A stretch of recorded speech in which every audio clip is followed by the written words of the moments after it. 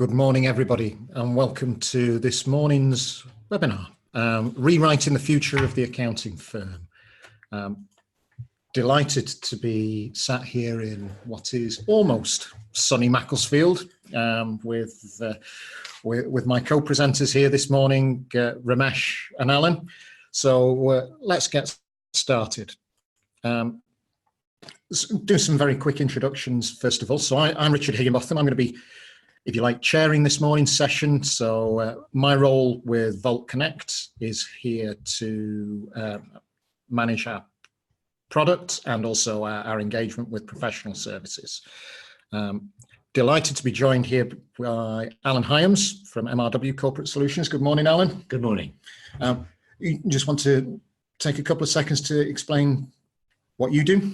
Yes, I'm a qualified chartered accountant and work as a business performance coach with both professional service firms and high-tech businesses, helping them improve their processes and their profitability.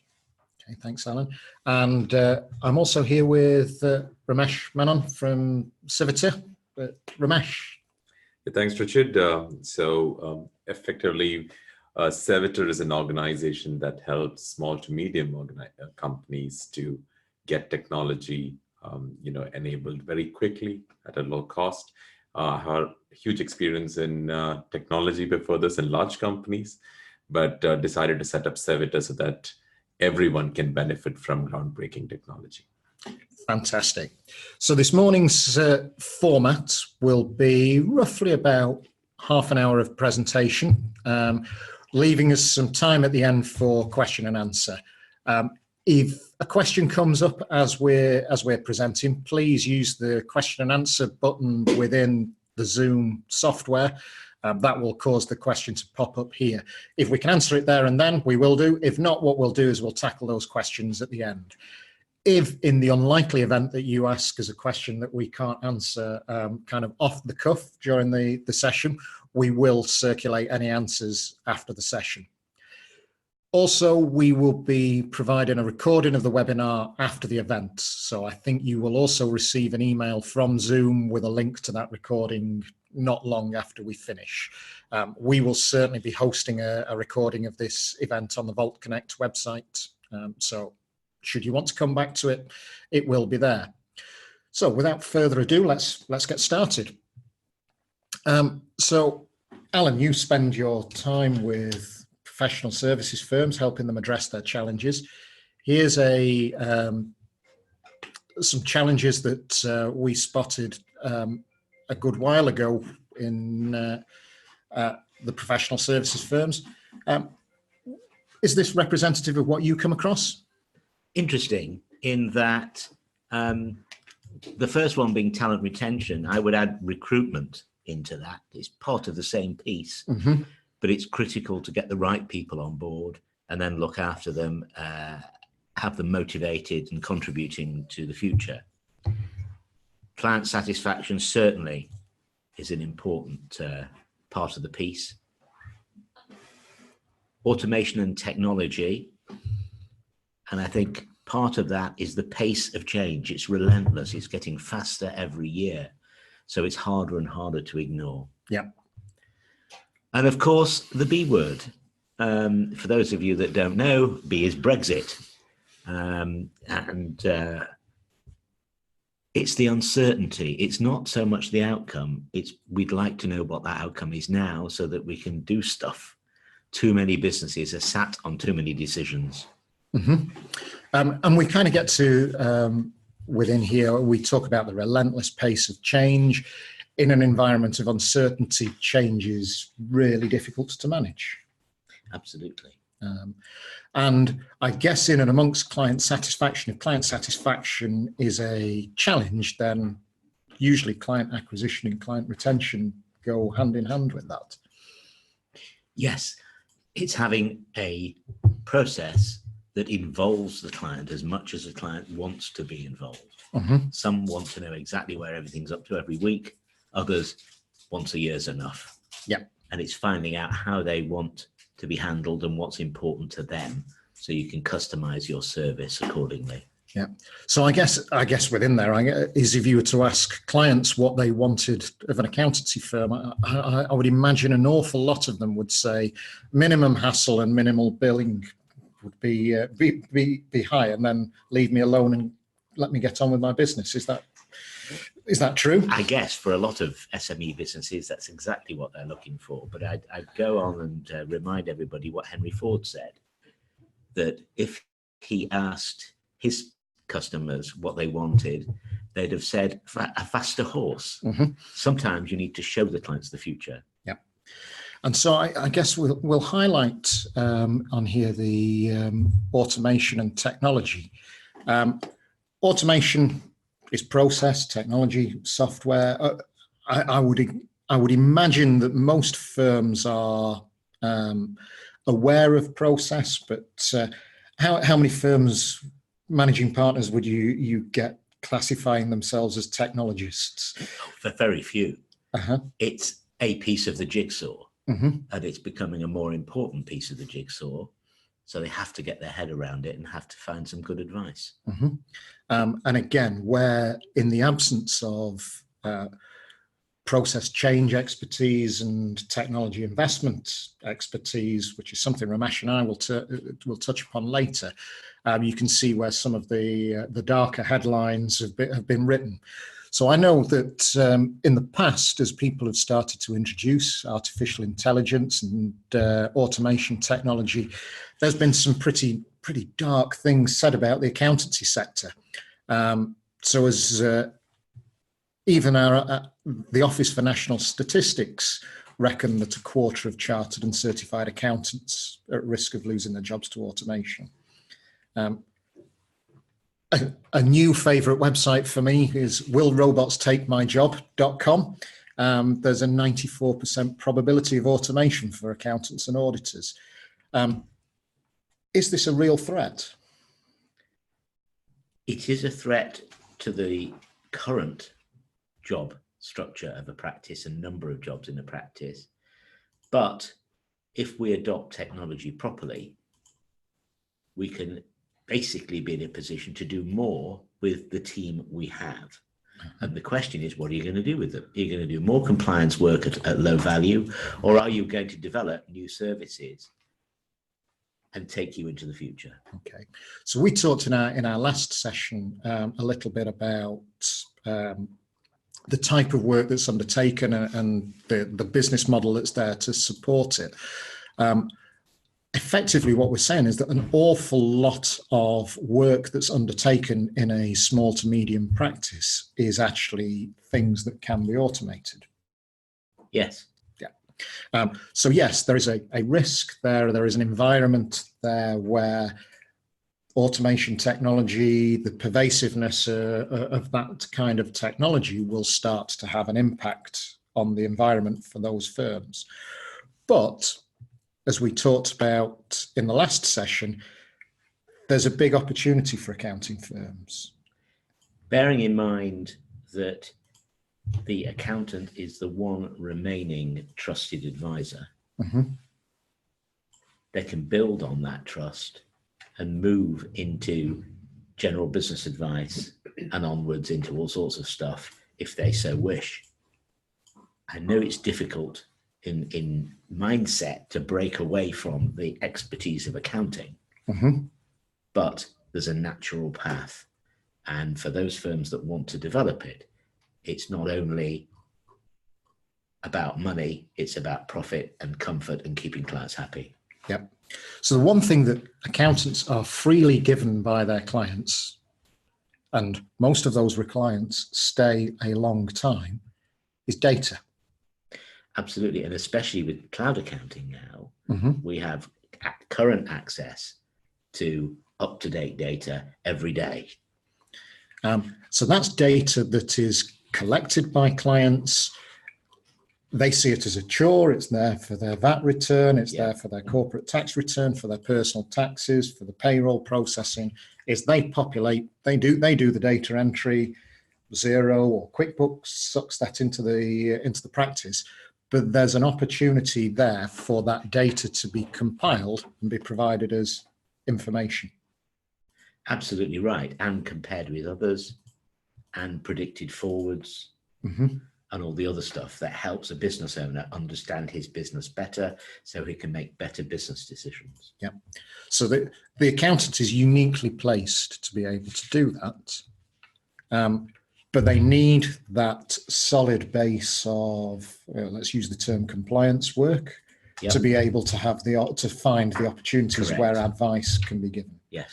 So is a simple growth model for accountants might be, if I bring on a load more compliance clients, I've got a great opportunity to provide advice. Well, that's absolutely, it could be a very workable strategy. Mm-hmm. The problem is that we've got overcapacity in the compliance market because everybody's taking the technology, then that'll drive prices down even more. So you've got a dynamic there you've got to work at, but like everything else, you can plan and execute and change and plan again and execute again and keep going. So growing clients, but on a flat line operational model is not an option in a very price competitive market, which is... It becomes a less viable option every year. Yeah. So we kind of talk within here, and actually, if we look at the whole market within here, and we assume that there is something of a normal distribution within here, you've got a lot of small practices of one-man practices dealing with SMEs, right the way through to the Ernst & Youngs, the PricewaterhouseCoopers at the top end. Clearly, the Ernst & Young and the PwCs are focusing very much more on the advisory opportunity and are streamlining their operations to free up capacity to do that. But it's in this mid-market where there is a real opportunity, isn't it? Absolutely.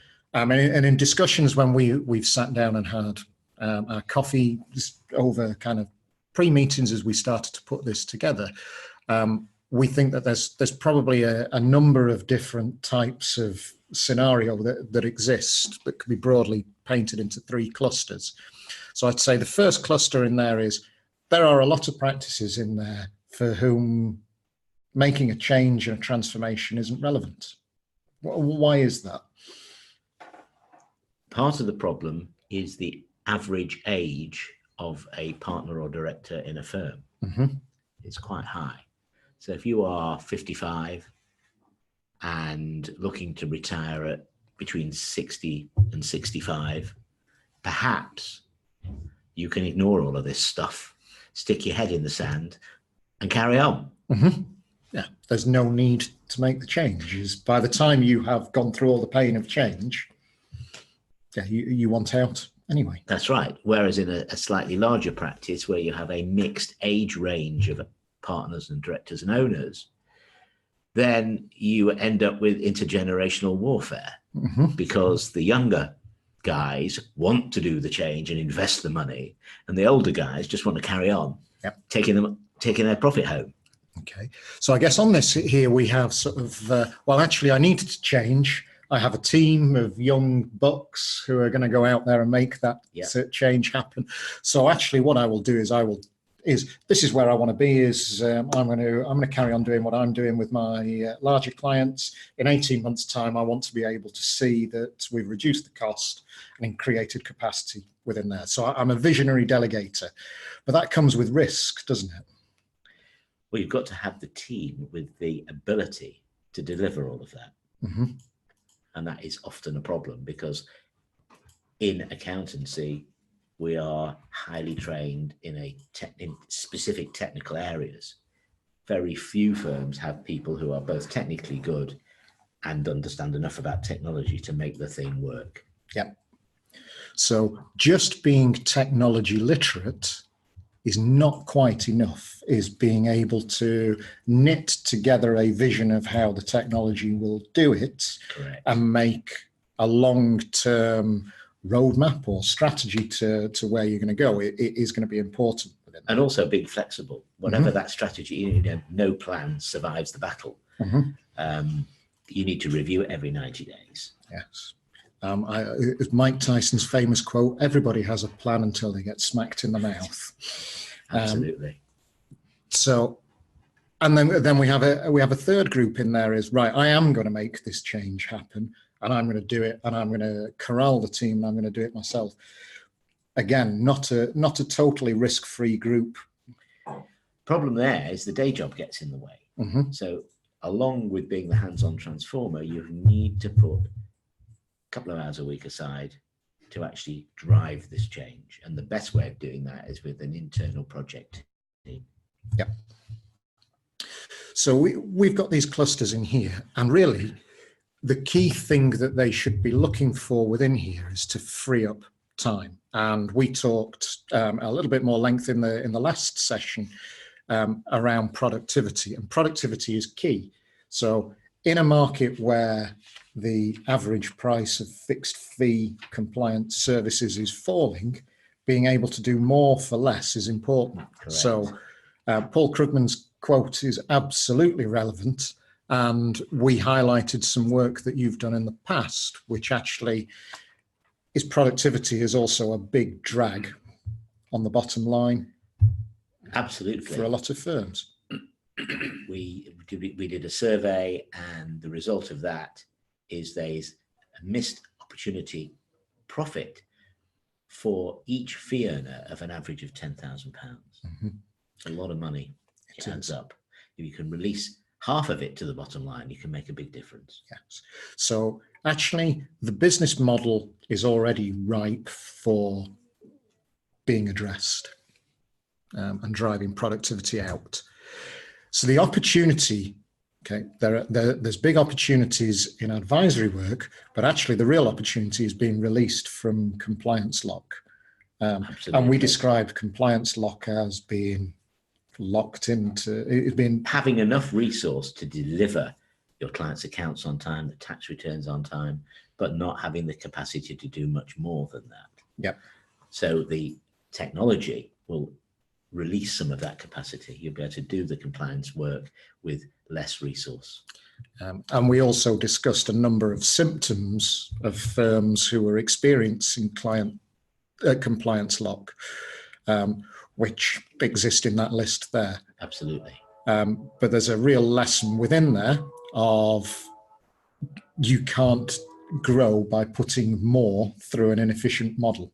Absolutely. If you're going to grow, then you need to refine your model first before you put the extra capacity through. Okay. So technology holds the answers.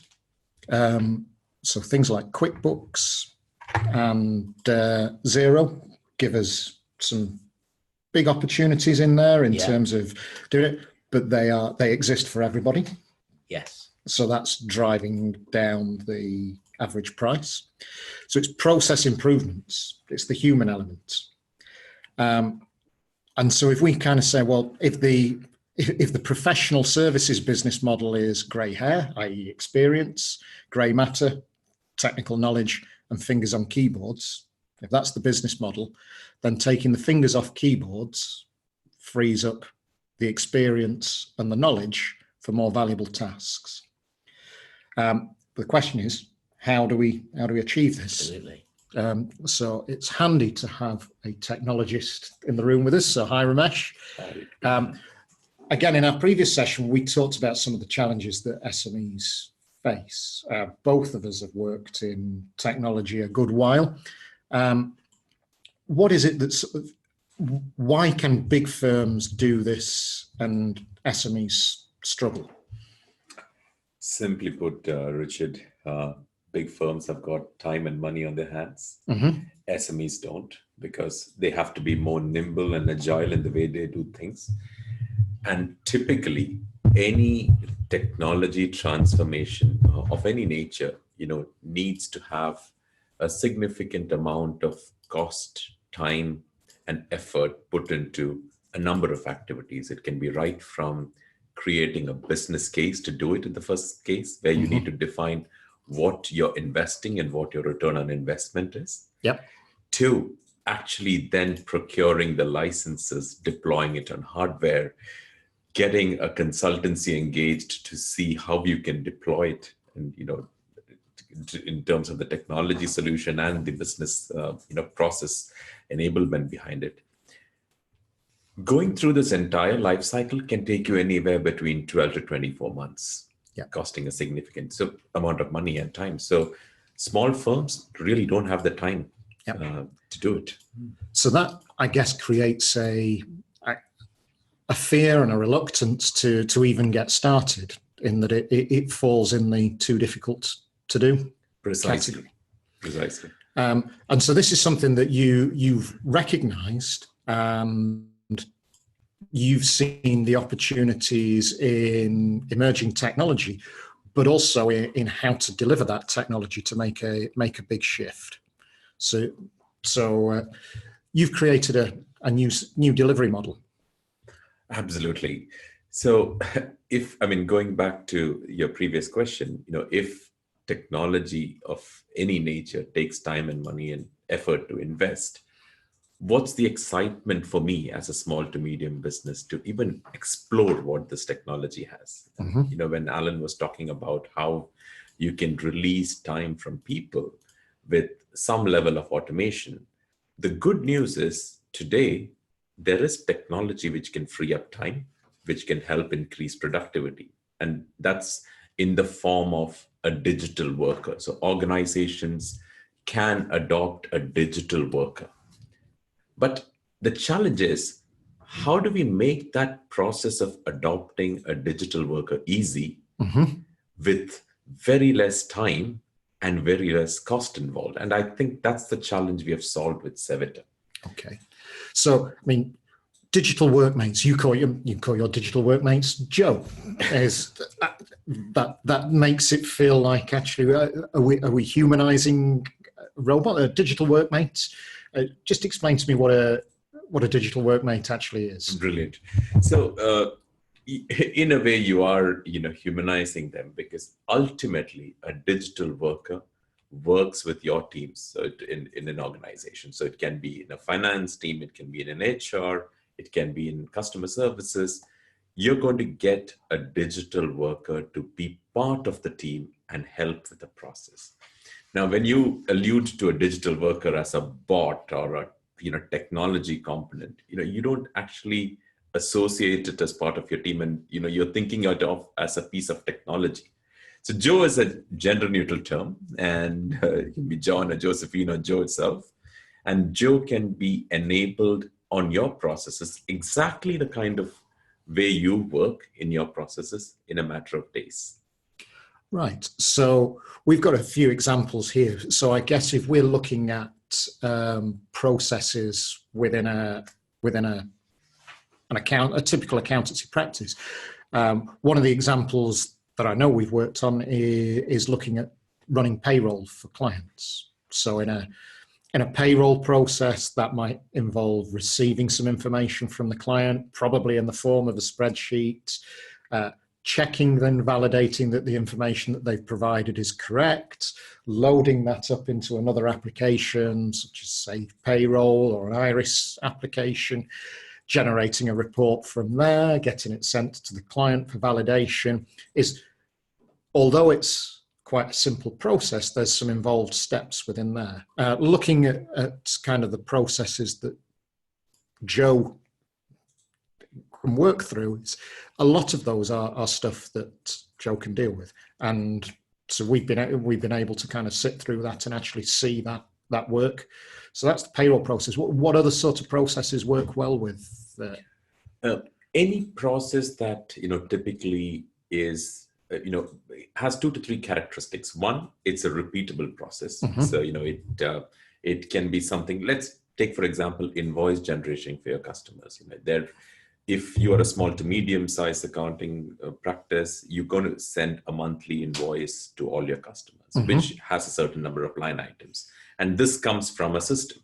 Yep. So you can train Joe to go into your systems, generate the invoice. In fact, you might have a multi-stage process where you have to generate a draft invoice, get it approved by somebody, and then generate the final invoice. So Joe can be trained to do that. Joe can even be trained to send out the email to the end customers. And eventually, when the customers pay into your bank account, you can get Joe to take that amount and reconcile that against the payments, against invoice. So anything that's repeatable, that is rule-based, Joe can be trained on it. It doesn't matter which system it is. It can be an email application. It can be an in-house application. It can be a cloud-based application. Joe can be trained in a matter of days. And so if I understand this correctly, there's no need for code, for opening up the back end or kind of the coding of existing systems. Is Joe or the digital workmate just logs in like a normal user? Absolutely. And that's one of the biggest benefits of technology of this nature. So all that Joe needs is a username and a password for that system, and probably an email ID to transact. So in very simple terms, think about Joe as hiring an employee. You're going to give some credentials to access your system. You're going to give an employee an email ID. Joe needs exactly that. And you would take probably a couple of weeks to train that employee. Joe would need the same amount of training time. The only difference being Joe can work 24/7 without getting bored or tired. So if it's a process that makes you feel like a robot when you're doing it, it's a good opportunity for a digital workmate to take over. Absolutely. Thereby freeing up resource. Now, and again, the way that you work with clients frees them up from that fear of risk as well, because you understand the process, and actually a key part of deciding to go ahead is a business case. So there's no having to do the analysis up front before you do this. Exactly. So effectively, in most cases, in 9 times out of 10, when we talk to businesses, processes that are manual, that are boring, like you said, that you can give it to a robot to do, are typically in the heads of a business user. So that's not documented anywhere. That's not written down anywhere. And sometimes when an employee leaves, you struggle to find out what exactly were the variations of that process. So one of the first things that we do when we engage with anybody in terms of enabling a digital workmate is to take that knowledge, what we call that tacit knowledge, which is stored in the head of a business user, and document that on paper. So a step-by-step representation of what exactly is the process that is followed manually is then documented, which then becomes the basis on which we train Joe. Okay. So having that documentation, Alan, we mentioned earlier about kind of process literacy and everything else. I imagine some practices have gone through programs like ISO 9001, and so there'll be some work instructions dotted around.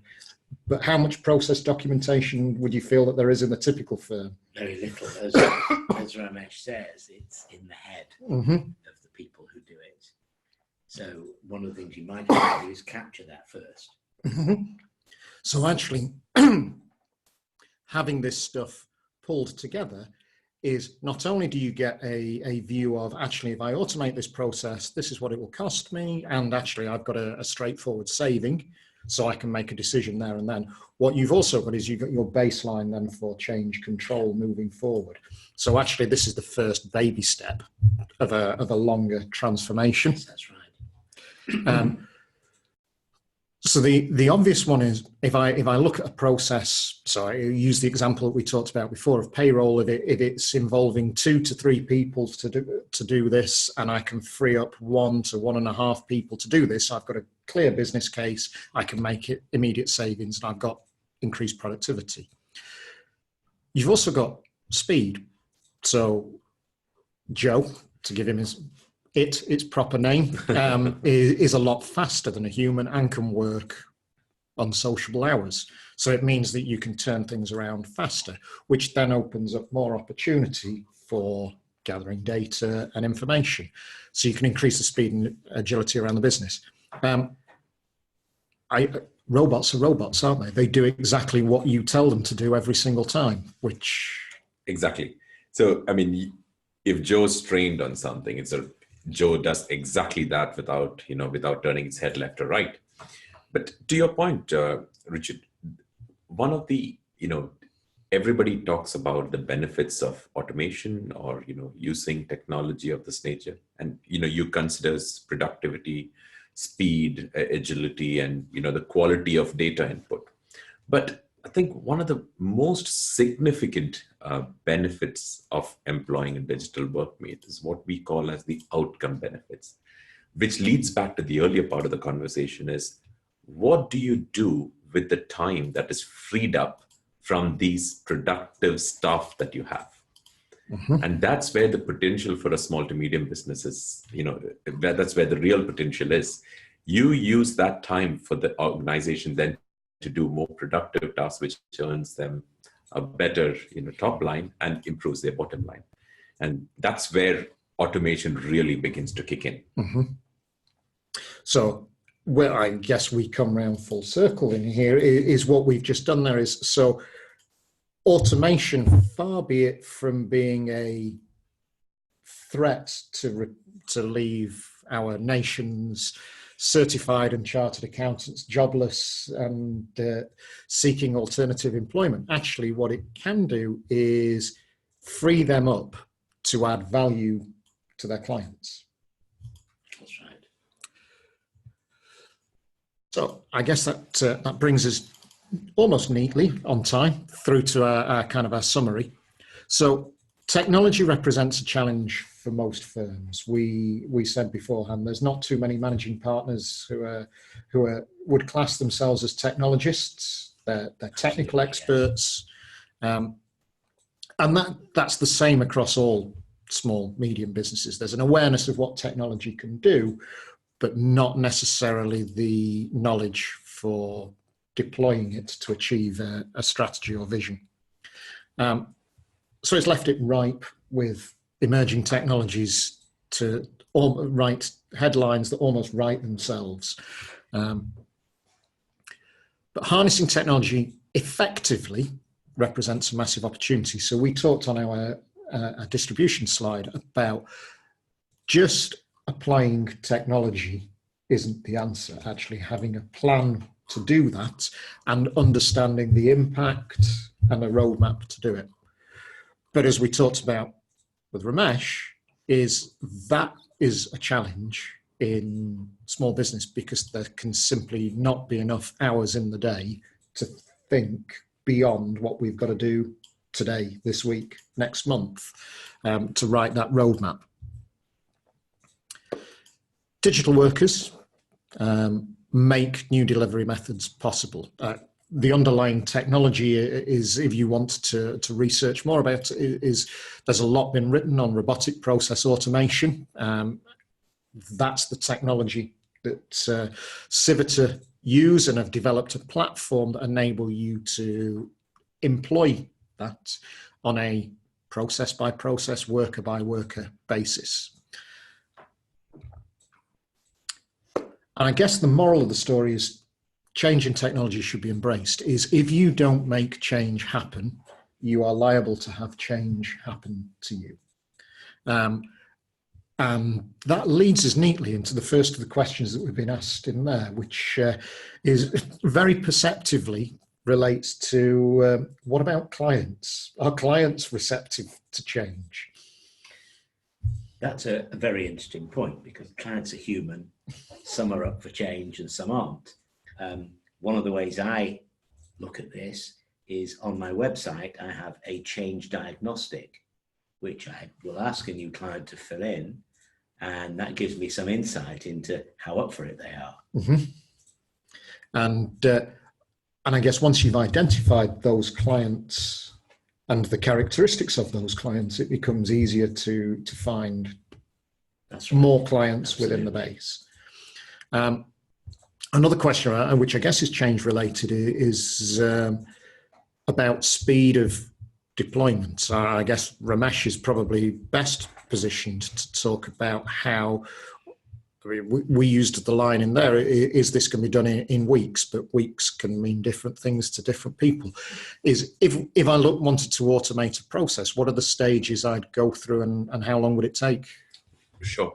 So, if it depends on the complexity of the process. And when I say complexity, it depends on how many systems need to be accessed, how many how many steps are there in a process itself. So if it's a simple process where you're just taking, the couple of systems where you take data from one, do some rules-based process and post it into another, like say, for example, an invoice generation process, it probably will take us 2 to 3 weeks to automate it. Okay. And the steps involved are, like I said, the first thing we need to do is capture the tacit knowledge from the head of a business user, document it, make sure it's right, capture all the variations that are involved, which typically takes 2 or 3 days. Post that, we start training Joe, and training Joe can be a few days, depending on the process. And we need to then make sure that Joe is working effectively with the business users. So we get a testing done, a very rigorous testing done on a test environment, so that Joe is taking the test data, making sure it's working as per spec. And once the business is happy, we deploy it into production. For a more complex process, it can be maybe 4 to 6 weeks. But in most cases, in less than a month, you can get a Joe in action, on your process. So on the one side to this I can identify a process that could be automated, and is within that 4 weeks, I can understand better in more detail what that process is, the cost to automate that process, and I can make a decision on an informed business case. Absolutely. But I have an objection, which is my payroll manager is very busy because I've filled her up because I need more and more clients. She hasn't got 2 to 3 days to share everything she knows about the process. How do you get around that challenge? It's something that we come across, every day. So the best way to handle that is when it's like a chicken and egg situation. You need to spend some time to free up time, but the best way to do that is don't disrupt the way the person works today. Just shadow the day job of a person for a couple of hours to see the exact transaction that that person's doing on a day-to-day basis. And we video capture that through a recording on the screen. So the person's, whoever is doing the process actually goes through an end-to-end life cycle, and it's video captured, and that becomes the basis for our documentation. So actually they don't have to spend any or much time, you just watch what they do. Absolutely. And train the robot or Joe to mimic what they do. Exactly. So that gives 2 things. Is one, you can document from that, and secondly, you can play back a demonstration that proves that it's done. Sure. And there needs to be a session for clarifications and things, but that's part of. So really, when we talk about weeks, it's achievable that you could be identifying a process tomorrow, and in 4, 5, 6 weeks' time, actually is realizing the benefits from that. Spot on. Spot on. And that's the only way, you can, when we talked about realizing benefits quickly for small to medium business, that is the only way you can justify such an initiative in an accounting firm of this size. And I guess within there, I'm not sat here looking at kind of target operating models and all the other words that we consultants like to use in terms of where I'd like to go get kind of my organization to. But going through that experience once, Alan, I would imagine would be quite informative for a practice to then be able to say, well, actually, we can do that here. We could do... Well, once you've got in your head how it works and you've experienced it, then it opens up all sorts of opportunities across the piece. So we get into the kind of the wonderful world of kind of agile and working quickly and iterative improvement towards an end goal. Absolutely. Okay, so we're right up against our promised deadline here. So as we move forward, this event will be available to view on demand. So that's available. I will be publishing it at vaultconnect.co.uk/smarter-practice. If you've attended or registered for the webinar, it will come out. A link will be sent to you automatically by the software. On the 23rd of July, we're going to drill down in a little bit more detail into the advisory opportunity. So we're going to be looking really at how that might change the shape of the firm. And I'm already drawing diagrams in the air here because I can see what's coming, but we'll go into that in a little bit more detail and start to look at some of the steps that a practice might take along the way to realise that opportunity. So a last call for any questions. If any questions come to you after the event, please send them through to me and I will make sure that I get an answer from Alan and Ramesh.